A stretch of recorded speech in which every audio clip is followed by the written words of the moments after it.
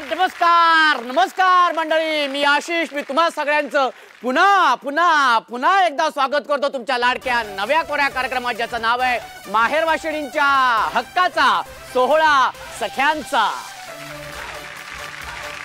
मंडळी, आज आपण आलेलो आहोत मुंबईत परेल येथील श्रमसाफल्य सोसायटीमध्ये आणि तिथल्या या सगळ्या ताया इथे आलेल्या आहेत. आता सगळ्या इथे आलेल्या आहेत तर खेळ तर होणारच, आणि त्यासाठी आपण जाणार आहोत आपल्या पहिल्या खेळाकडे, ज्याचं नाव आहे जिभेला काही हाड. आता वाक्य तुम्हाला सांगतो. वाक्य अत्यंत सोपं आहे. उंदराच्या उंदरीपेक्षा उंटाची उंटी उंच. आता हे वाक्य तुम्ही नाचत नाचत बोलायचं. बापरे. उंदराच्या उंटीपेक्षा उंटाची उंची उंच. उंदराच्या उंटीपेक्षा उंटाचा उंट उंच. मस्त होतंय. क्या बात. उंदराच्या उंदरीपेक्षा उंटाचा उंटी उंच. उंदराच्या उंटीपेक्षा उंटाची उंदरी. उंदराच्या उंदरीपेक्षा उंटाचा नाही हो नाही. जरा जोरदार टाळ्या होऊन जाऊ दे. जोरदार टाळ्या. उंदराच्या रागात रागात रागात समोर भाऊजी आहेत असं समजा. उंदराच्या उंदरा नाही, आधी याचा करा.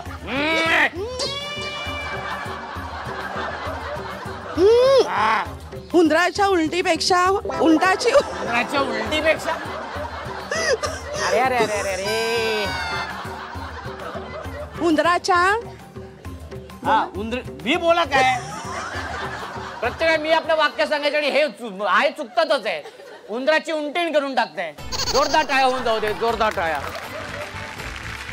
उंदराच्या उंदरीपेक्षा उंटाची उंटी उंच उंच. परत काय. Very good. मस्त. उंदराच्या उंदरीपेक्षा उंटाची उंटी उंच. उंदराच्या उंदरीपेक्षा उंटाची उंटी उंच. बोला ना, बोला तर थांबू नका. उंदराच्या उंदरीपेक्षा उंदराची उंदरीपेक्षा उंटाची उंटी उंच. माईक असा विसरू नको. हा माईक होती. बोला व्यवस्थित व्यवस्थित. उंदराच्या उंदरीपेक्षा उंटाची उंटी उंच. उंदराच्या उंदरीपेक्षा उंटाची उंटी उंच. उचकी आली उचकी आली. हा चला जोरदार टाळ्या होऊन जाऊ दे. जोरदार टाळ्या. आता हे वाक्य तुम्ही रडत रडत बोलायचं. अरे बापरे. उंदराच्या उंदरीपेक्षा उंटाची उंटी उंच. रडायचं रडायचं. उंदराच्या रडतो तसं रडा. आधी रडा आधी रडा. उंदराच्या उंदरीपेक्षा उंटाची उंटी.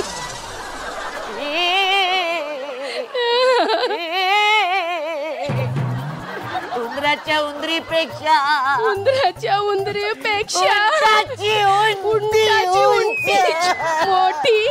मोठी कुठून आली आता. उंदराच्या उंदरीपेक्षा उंटाची. हे बघा.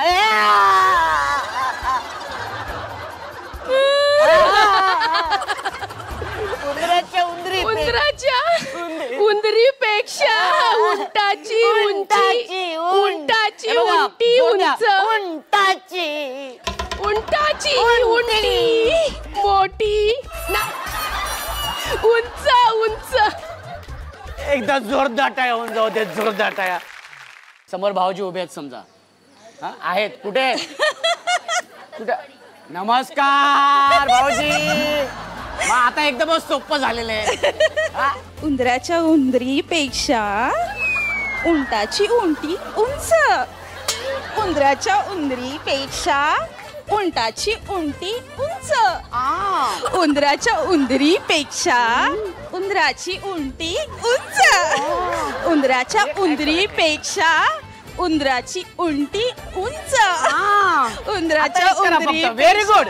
आता एक करा फक्त. आता एक करा फक्त. उंदराची उंटी उंच. ऐका काय नाही नाही बरोबर बरोबर आहे. ऐका ऐका बरोबर आहे. पण त्याच्या आधी करेक्ट आहे. पण त्याच्या आधी फक्त हे करा. अहो. अहो.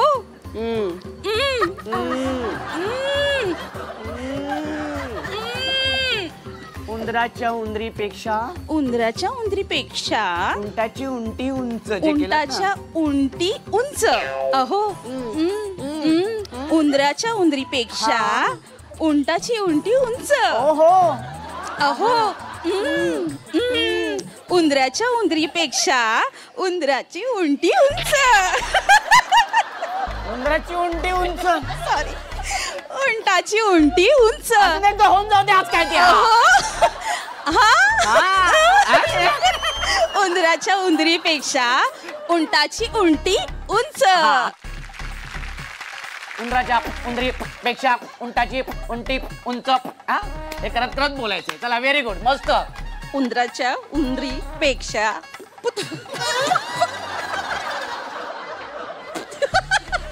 उंदराच्या उंदरीपेक्षा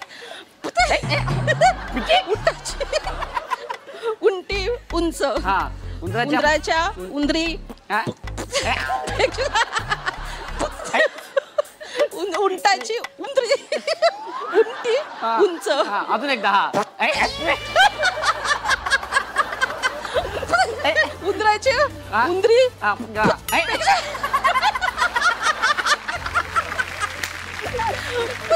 उंदराच्या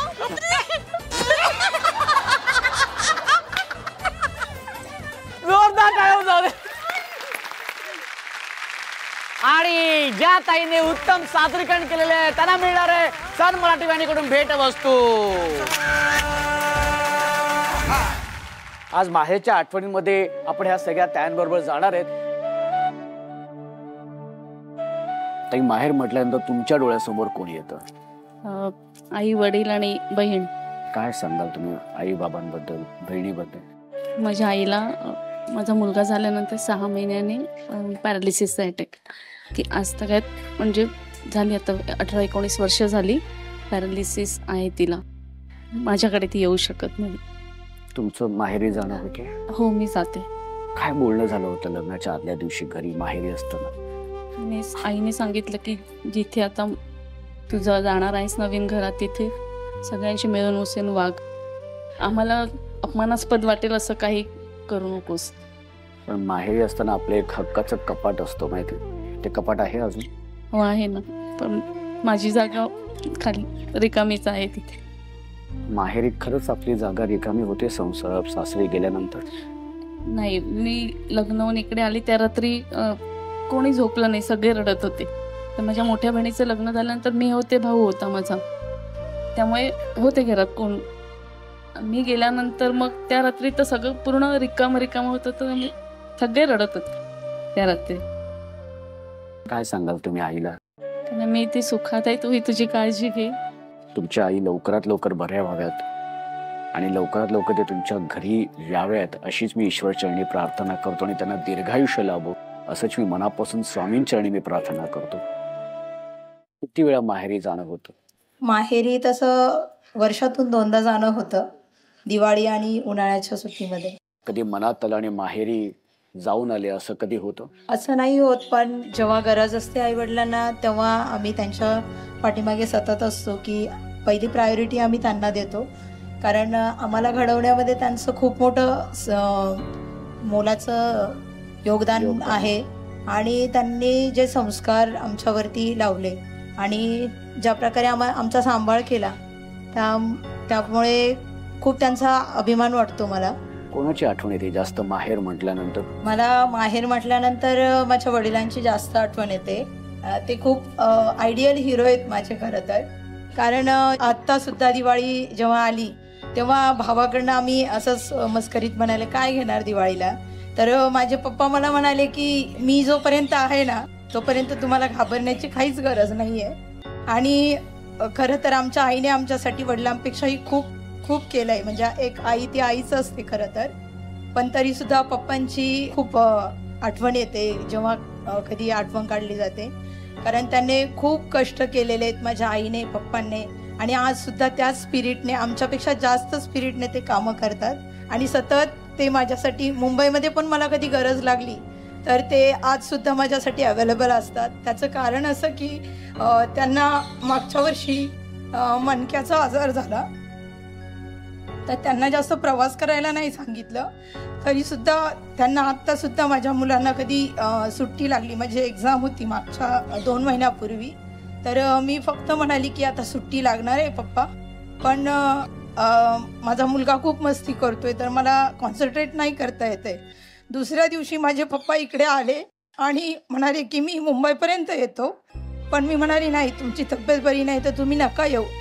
तरीसुद्धा माझे पप्पा अर्ध्या रस्त्यावरती आले कसाऱ्याच्या पुढे आणि म्हणाले की नाही, मी त्याला घेऊन जातो, पण तू तुझ्या अभ्यासाकडे लक्ष दे, आणि कधीही माझी परीक्षा कुठलीही असेल तरी ते म्हणतात की मी तुझ्या पाठीशी आहे आणि तू यशस्वी होशील याची पूर्ण खात्री आहे मला. काय तुम्ही सांगाल आईना बाबांना जी इतक्या वर्षात कधी सांगू शकला नाहीत, बोलू शकला नाहीत? मी माझ्या आईवडिलांना एवढंच सांगेन की त्यांनाही माहिती की मी त्यांच्यासाठी नेहमी हजर असते आणि काही झालं तरी मी त्यांची साथ नाही सोडत. माझी भावंड पण माझ्यासारखीच आहे, तर आम्ही सगळे मिळून आईवडिलांच्या पाठीमागे असतो जसं ते आमच्या पाठीमागे असतात. आजही माहेरी गेल्यानंतर आम्हाला निघताना भावंडांना रडायला येतं. माझ्या मोठ्या बहिणीची मुलं एवढी मोठी आहेत की लग्नाला आलेली आहेत, तरीसुद्धा आमच्या आईवडील, म्हणजे आम्ही जेव्हा परतीचा प्रवासाला निघतो तेव्हा आम्हाला रडायला येतं. म्हणजे आमचे आईवडील इतके खरंच खूप ग्रेट आहेत असं मी सांगते सगळ्यांना. आणि एवढंच ह्या माध्यमातून मी म्हणे की पुढच्या जन्मी जर मला जन्म मिळाला तर त्याच आईवडिलांच्या पोटी मला जन्म मिळू देत. किती मुली तुम्हाला? 2 मुली. तुम्ही सुद्धा कधीतरी माहेरहून सासरी आला होतात. आज तुम्ही तुमच्या मुलींना माहेर करून सासरी पाठवताना काय चाललं होतं डोक्यामध्ये? खूप भीती पण वाटत होती आणि वाईट पण वाटत होतं, कारण त्यांचे वडील नव्हते. त्यांचे वडील ते लहान असतानाच ऑफ झाले ना. म्हणजे 2 नंबर 9वीला होती, मोठी 12वी. तर सगळी जबाबदारी माझ्यावर होती. मागे कोण नव्हतं, फक्त मी एकटीच. तर माझी आई गावी असते, वडील नव्हते. आम्ही 4 बहिणी, तर आमची सगळ्यांची लग्न झाली. आधार असं कोणाचा नव्हता. आधार कोणाचा नसतानाही तुम्ही ज्या पद्धतीने तुम्ही दोन्ही ताईंना मोठं केलं, शिकवलं. मोठी मुलगी 12वीत होती, तर ती 12वी पास झाली नाही. बोलली तू कुठे जाऊ नको जॉब करायला, मी करणार जॉब. मग ती 12वी सोडून मग ती जॉबला गेली आणि मग ती जॉब करायला लागली. आणि 2 नंबर ती 9वीला होती, 9वीतून 10वीला गेली. 10वीपासून तिने क्लास जॉईन केली. 10वीचे ती स्वतः क्लास घ्यायची लालबागला. असं त्याने चालवलं घर दोन्ही मुली.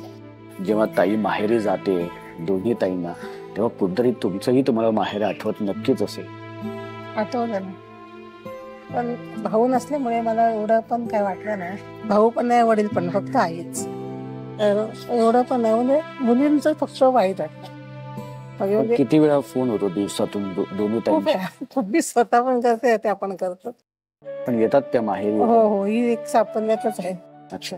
आणि समोर एक अभंग बिल्डिंग आहे, तिथे एक मोठी मुलगी, पण मोठी मुलगी माझ्याजवळच असते. अच्छा. काय तुम्ही सांगाल आज दोन्ही ताईंना? काय सांगणार, आता झालं लग्न, आता तुम्ही व्यवस्थित तुमचं कुटुंब सांभाळायचं, नवऱ्याशी व्यवस्थित वागायचं. जर काय तडजोड झाली तर एकमेकाला दोघांनी सांभाळून घ्यायचं, हे सांगू शकते. काय दिलं होतं तुम्ही दोघींना माहेर कडून सासरी जाताना, एक आठवण लक्षात राहावी म्हणून? आशीर्वादाशिवाय दुसरं काय देणार. आता दागदागिने आपण देतोय, बाकी माहिती सांगितली. ती जर खटकलं दोघांचं, तर दोघांनी एकमेकाला सांगून घ्यायचं. एकाचं वाढला आवाज तर तू दुसऱ्याने शांत राहायचं, एवढंच सांगितलं. काय सांगितलं, माहिती तुमचं दुसरं कोण आहे माझ्याशिवाय, तर तिथेही सांभाळायचं आणि माझ्याकडेही सांभाळायचं. पहिलं मोठं म्हणजे तुझं सासर सांभाळ, नंतर माझ्याकडे ये. मोठी माझ्याकडे असते. पण जेव्हा आपली मुलगी जेव्हा सासरी निघून जाते तेव्हा सासर तिला जवळचं वाटतं आणि माहेर थोडं परक होत्याचा त्रास. असं काय नाही, दोन्हीकडे सेम. तसे दोन्हीकडे सांभाळतात. आई तुम्ही बोललात, व्यक्त झालात, खूप छान वाटलं. नेहमी कसं ताई बोलत असतात, आज आई बोललेली आपल्या मुलींबद्दल. खूप अभिमान आहे माझ्या मुलींचा. मला खूप सांभाळा, म्हणजे वडील गेल्यापासून त्यांनी भरपूर सांभाळा आणि आताही कसली तक्रार नाही. तिला मोठी माझ्याकडे असते, 2 नंबरला कधी बोलवत ती पण येते माझ्याकडे, 4 दिवस राहते. आई खूप छान वाटलं तुमच्याशी बोलून. तुम्ही बसू शकता.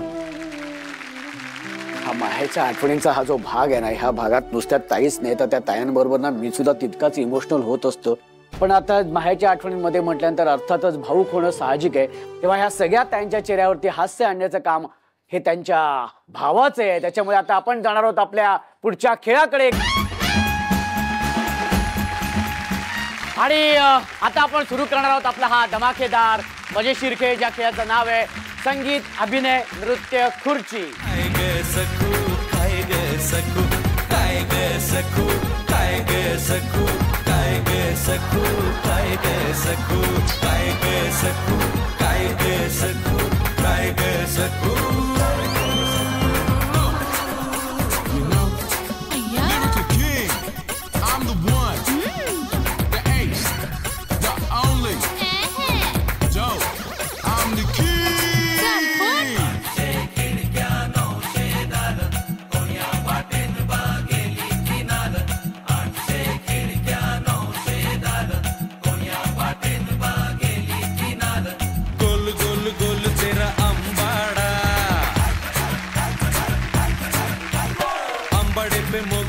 गजरा पड़ा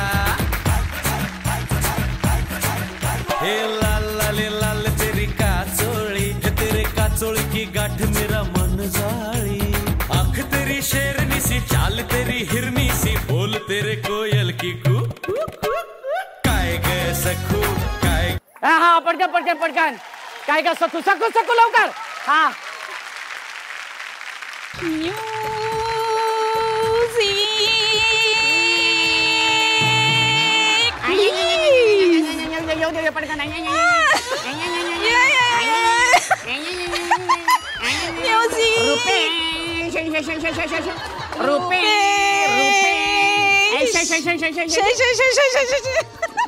म्युझिक प्लीज.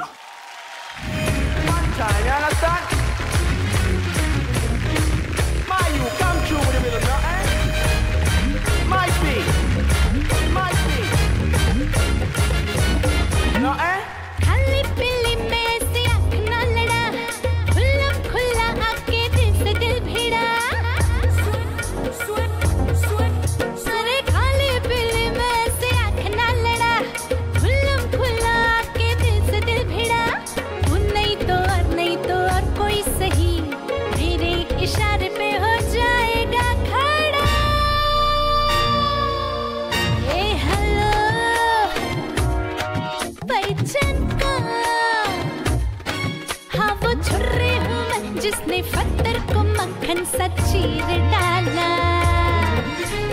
फिर भी साला साला घोटाला.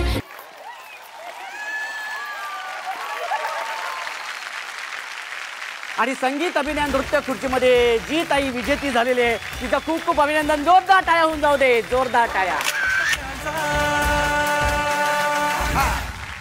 चुकबुल द्यावी घ्यावी या भागामध्ये आपण कोणाबरोबर अबोला असेल तर तो अबोला दूर करण्याचा प्रयत्न करत असतो.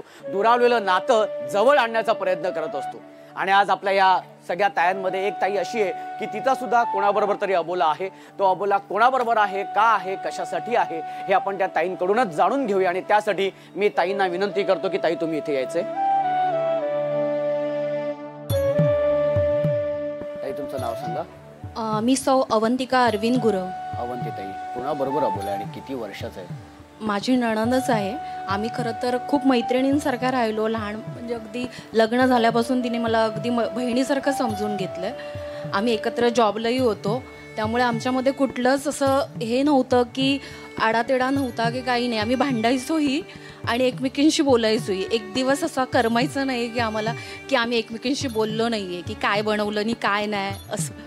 पण आत्ता बरेच दिवस झाले की आमच्यामध्ये छोट्याशा अशा गोष्टी म्हणून अबोला निर्माण झाले आहे. काही माझ्याकडूनही बोललं गेलं आहे, तिच्याकडूनही बोललं आहे की ती गोष्ट आत्ता माझ्या जिव्हारी लागलेली आहे, तिच्याही कदाचित जिव्हारी लागली असेल. त्यामुळे आमच्यात हा अबोला इतका वाईट परिस्थितीत निर्माण झाला आहे. आणि तेही मला खंत आहे त्या गोष्टीची की मी प्रयत्न केला नाही आहे अजून त्या गोष्टीचा पुढे जाऊन की तो अबोला मिटावा. का प्रयत्न करावा असं वाटलं नाही तुम्हाला? जर तुमची इतकी जीवाभावाची मैत्रीण जर होती आहे, काही आता इगो म्हणा किंवा काही म्हणा असंही असेल, पण मला खरंच असं वाईट वाटतंय की मी तिच्याशी बोलत नाहीये. आणि त्यांचा कधी स्वतःहून फोन बिन आला होता त्या दरम्यान? हा तिच्याकडून पण आला, पण मला असं वाटतं की मी पूर्णपणे स्वतःहून असं तिला हे केलं नाही, तिच्या गोष्टीला होकार दिला नाही, की असं आम्ही तात्पुरतं असं बोललो त्यावेळी, पण त्यानंतर म्हणजे तिलाही ते जाणवलं की मी नीट बोलत नाही आहे, त्यामुळे तिनेही मग कॉल वगैरे करणं बंद केलं. त्यामुळे मला सर्वस्व या गोष्टीची माझी चुकी वाटते. ताई तुम्ही हे स्वतः अगदी मनापासून अगदी तुम्ही कबूल करतायत, मान्य करतायत, आणि ते पण इतक्या सगळ्या सख्यांसोबत अख्ख्या महाराष्ट्रासमोर ह्याची जाणीव होणं हेच फार महत्त्वाचं आहे आणि हेच माणूस असल्याची जाणीव आहे. तर आज समजा समोर तुमची मैत्रीण असेल, काय सांगाल तुम्ही तिला? तिची क्षमा मागेन पहिलं तर, की मी स्वतःहून तिने प्रयत्न केला होता पण मी तिच्या प्रयत्नांना साथ दिली नाही, आणि जर माझ्याकडून तिच्या काही जिवारी लागलं असेल तर त्याबद्दल खूप खूप सॉरी.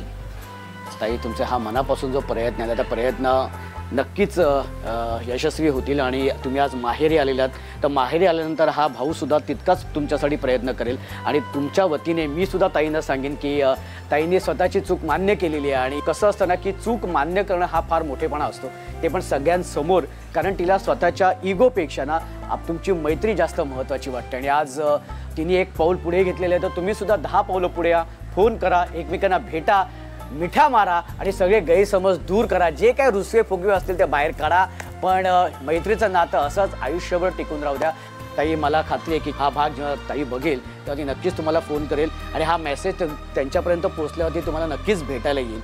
आणि ताई तुमचे मला धन्यवाद करायला लागतील. कसं असतं, चुकबुल द्यावी घ्यावी ह्या भागातून आम्ही हाच अबोला दूर करण्याचा प्रयत्न करत असतो की सगळं कसं छान असलं पाहिजे, आनंदात असलं पाहिजे. पण ताई तुम्ही आज माहेरी आलेत, तर हा भाऊ तुम्हाला असंच सोडणार नाहीये, तर तुमची ओटी भरल्याशिवाय तुम्हाला इथून पाठवणार नाही. आणि त्यासाठी मी आईंना विनंती करेन की आई तुम्ही इथे या आणि या ताईंची ओटी भरा. संसारात रमले मी तरी माहेर आठवते, मनाला पाखरा संग ओटी भराया पाठवते,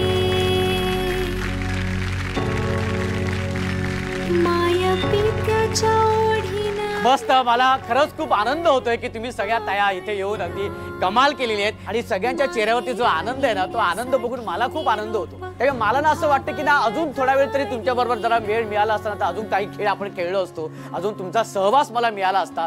पण आजच्या भागापुरता आपल्याला थांबावं लागणार आहे, कारण वेळ झालेली आहे संध्याकाळची, अर्थातच दिवे लावायची वेळ झालेली आहे आणि सन मराठी वाहिनीवरील तुमच्या आवडत्या मालिका सुद्धा पाहण्याची वेळ झालेली आहे. तेव्हा दिवा लावूया देवापाशी, उजेड पडेल मग तुळशीपाशी, माझा नमस्कार सर्व देवांपाशी. भेटूया पुढच्या भागात अशीच धमाल मजा मस्ती करायला तुमच्या लाडक्या नव्या कोऱ्या कार्यक्रमात, ज्याचं नाव आहे माहेरवाशिणींच्या हक्काचा सोहळा सख्यांचा.